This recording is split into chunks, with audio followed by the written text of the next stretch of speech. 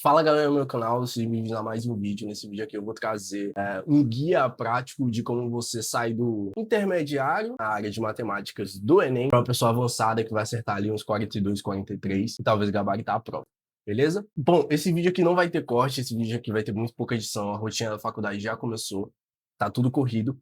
E a minha ideia, eu tô com o roteirinho aqui embaixo, se eu olhar para baixo que eu tô olhando o roteiro, tá? A minha ideia é trazer um conteúdo que eu abordo mais profundamente, mais especificamente com PDF, aula e tudo dentro das minhas mentorias para cá para o YouTube.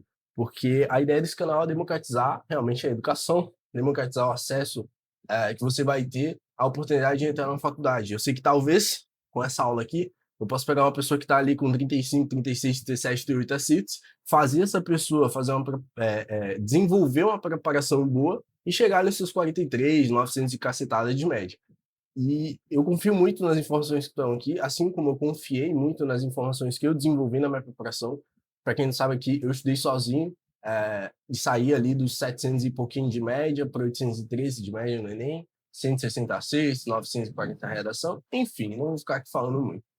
Mas a ideia é, eu confio muito nisso aqui, eu sei que se alguém aplicar, alguém que está nessa faixa intermediária de acertos em matemática, se você aplicar isso aqui, da forma como eu vou falar, vai dar muito bom para você e eu posso mudar essa progressão, posso colocar numa das melhores faculdades do país, com informação que eu vou estar compartilhando aqui. Beleza? Então, a ideia do vídeo é esse, e sem enrolação, vamos lá. Qual que é o ponto? A ideia é você tá intermediariamente na área de matemática quando você chega nos 35 mais ali e ainda não consegue passar dos 40, beleza? Você está intermediário.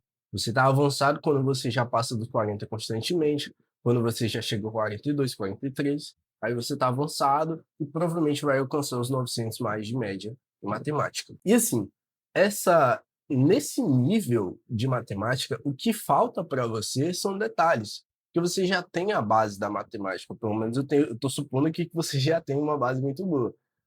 E assim, vamos lá para o primeiro tópico. O primeiro tópico é aprofundar a teoria. Por quê? Porque assim, o último Enem, ele mostrou pra gente que ele não veio para brincadeira. Ele trouxe questões de probabilidade, análise combinatória, função tangente, que são questões aprofundadas, questões que só quem acertou realmente treinou aquela matéria muito bem. E se você está querendo chegar nos 40 a mais, fazer os 43 ali, esses 900 de média, isso aqui é essencial. Você precisa ver aulas mais profundas. Você não pode ficar na superficialidade de estudar, por exemplo, funções trigonométricas com macetinho. Não dá, você realmente precisa entender a área. E assim, você pode identificar isso, como você já está numa base avançada, provavelmente você não vai ver tanta aula, você vai fazer mais questão. Como é que você vai aprofundar a teoria e saber qual teoria aprofundar? Fazendo questão e vendo as tuas lacunas. E assim, tu precisa te questionar. Precisa pensar, tá, mas por que isso aqui? Pensa, sabe a criança que faz aquelas perguntas bestas e tipo, por que o céu é azul, papai? Pois é, você tem que se perguntar exatamente tudo sobre todas as áreas, porque assim você vai conseguir. Isso está dentro do método de estudo, salvo engano, o método de estudo Feynman, que é que você fica se perguntando toda hora, para você aprofundar essa teoria. Beleza. Segundo tópico, aumentar o repertório de questão. Como assim?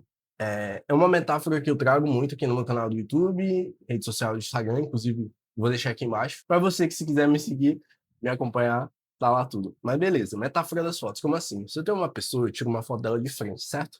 Posso tirar uma foto da vista lateral, da vista. Eu não vou usar conceitos anatômicos, mas de frente, de costa, de lado, direito e esquerdo.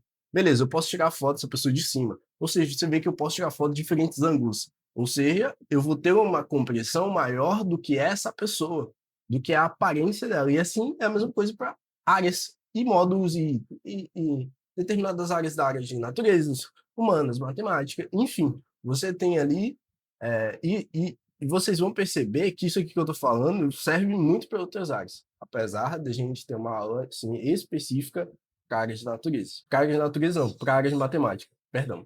Enfim, a ideia é você tirar foto diferentes ângulos para você ter uma compreensão mais ampla. Isso seria aumentar o repertório de questões, porque você vê uma questão de um assunto de um jeito, vê essa questão do mesmo assunto de outro, e vê outra questão do mesmo assunto de outro jeito. Você está aumentando o seu repertório de questão, beleza. Terceiro tópico, estratégia de prova. Isso aqui é absurdamente importante. Se você não tem isso aqui, você não passa dos 40 nem lascando. E olha, eu não vou tratar de matemática sem esquecer de natureza. Não tem como. Seria seria sacanagem da minha parte pensar a prova de matemática como uma só. Você precisa ter tempo para fazer de natureza também. E a gente tem que contar isso, a estratégia de prova tá junto com isso. Beleza. Minha recomendação máxima, começa por matemática. Ah, Felipe, por quê? Por quê? Porque matemática é a área que vai mais te dar nota. Você consegue chegar no 900 cacetada com matemática. Não dá para fazer isso com natureza. E se você quiser chegar nos 800 e pouco com natureza, você vai ter que gabaritar a prova. Eu fiz 840 e errei apenas uma questão. Se você faz isso com matemática, você chega em 900, cara, 900 cacetada. Então isso é muito melhor. Uma área que você vai focar mais, fora que a prova de matemática é bem mais complicada. Outra coisa, desapego, sagacidade. Por quê? Dentro da estratégia de prova de matemática, você não pode pegar uma questão, você não sabe como fazer a questão e você ficar lá insistindo na questão. Você tem que desapegar, tem que sair da questão, cara. Não dá, não dá. Isso vai fazer perder tempo. Então a regra é a seguinte: deu problema na questão, vaza, guarda para fazer depois. Não sabe como fazer? Seja sagaz, cara. Você não sabe como fazer. Eu sei que você estudou o assunto, mas você não sabe onde vai a questão. Como é que você vai insistir na questão? Ah, Felipe, eu confio muito, estudei muito o assunto. Beleza, faz, testa. Ah, Felipe, mas é uma questão que eles consideram difícil. Mandaram eu pular as questões difíceis.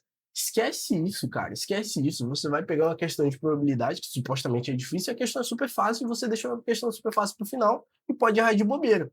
Aí tu perde ponto na TRI. Entendeu? Então, assim, desapego e sagacidade. Outra coisa, flexibilidade. Por quê? Lembra que eu te falei? Não fique enrijecido no que é essa estrutura da galera que fala assim, e análise combinatória, probabilidade, função do segundo grau, a gente deixa para o final. Não, não, porque às vezes essas questões são fáceis. É, não necessariamente questões de assuntos difíceis são difíceis. Não sempre. Pode ser na maioria das vezes? Sim, mas não sempre. Então você tem que ter essa flexibilidade dentro da sua estratégia de prova. E não só com relação à tomada de decisão, mas dentro da prova. Cara, pode acontecer de dar merda. E assim, é uma coisa que você tem que levar em consideração. Para quem leu Nicholas Nassim Taleb, sabe o que eu estou falando. São cisnes negros. Ocasiões que são difíceis de acontecer, mas que, se acontecerem, acabam com você. Então você tem que pensar na possibilidade, tá? E se isso aqui acontecer? Como é que eu vou me preparar para isso? É muito importante essa parte. É uma coisa que eu não levei em consideração, que eu poderia ter melhorado no meu desempenho, tá? Último tópico, TRI e classificação de erro. Como assim?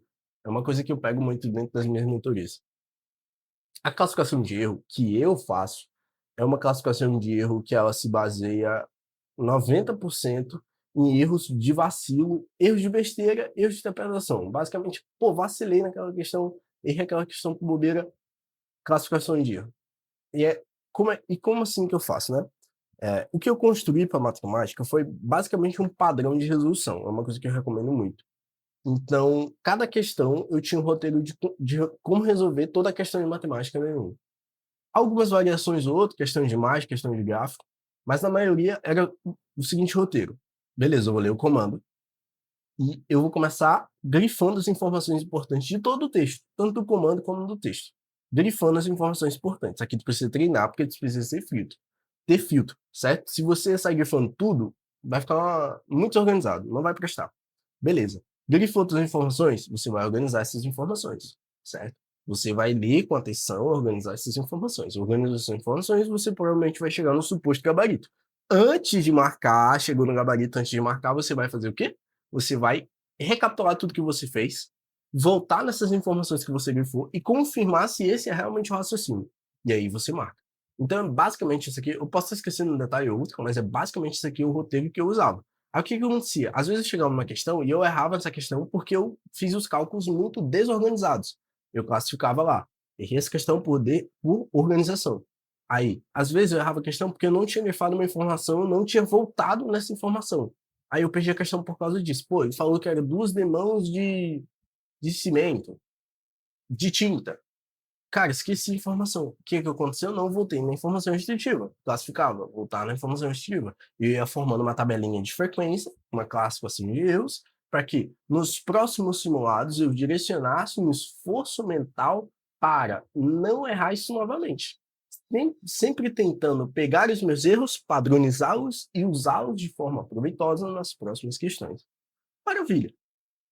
Maravilha. Então, assim, Quando você faz essa classificação de erro, no início vai ser muito difícil, vai ser muito custoso mentalmente, mas você tem que se esforçar, principalmente agora no início do ano, tá? A gente tá muito cedo o tempo que eu tô publicando esse vídeo, nós estamos em março, 17 de março, o dia que eu tô gravando. Então, se você aplicar isso hoje, é uma coisa que eu fui descobrir muito depois, se você aplicar isso hoje, botar muito esforço hoje, eu tenho certeza, certeza absoluta, que no final do ano você vai estar com esse raciocínio enfiado na sua cabeça e você vai ter muito menos dificuldade para resolver as questões. Você vai resolver muito mais rápido, você vai tomar as melhores decisões possíveis, beleza? Então, para quem anotou, se deu bem. Para quem não anotou, revê o vídeo, anota, porque isso aqui é muito importante. Realmente são pontos e detalhes que podem te levar a chegar nos 42, 43, eu acredito fortemente que pode, tá? Não vou dizer que eles vão te levar, até porque seria irrealidade da minha parte, é uma coisa que eu vejo muito, né, na internet. As pessoas falam assim, ai, eu tenho certeza que se você usar isso aqui, você vai alcançar não sei o que, não sei o que. Eu não tenho certeza, né? Merdas acontecem, problemas acontecem, e podem acontecer com você, né? E existem diversas outras variáveis que condicionam o teu desempenho. Mas essas aqui são detalhes e são ferramentas muito importantes que fazem muita diferença na tua preparação para matemática e para outras áreas também, se você quiser aplicar de forma holística, mas eu ainda vou trazer aqui no canal. Beleza? Então, tenha uma ótima prova e lembre-se, não adianta você ver este vídeo e não aplicar o que eu falei aqui. Não adiantar, não adiantar. Você jogou o seu tempo fora. Agora, se você pegar tudo que eu falei aqui e aplicar, depois eu quero que você deixe nos comentários aqui os seus resultados e as consequências desses comportamentos que eu recomendei aqui. Lembre, não trate isso como fixo e flexibilize, tá? Se você quiser mudar uma coisa ou outra, muda, beleza? Então, basicamente é isso. Seguimos para mais vídeos. Tamo junto, espero que tenha gostado e até a próxima.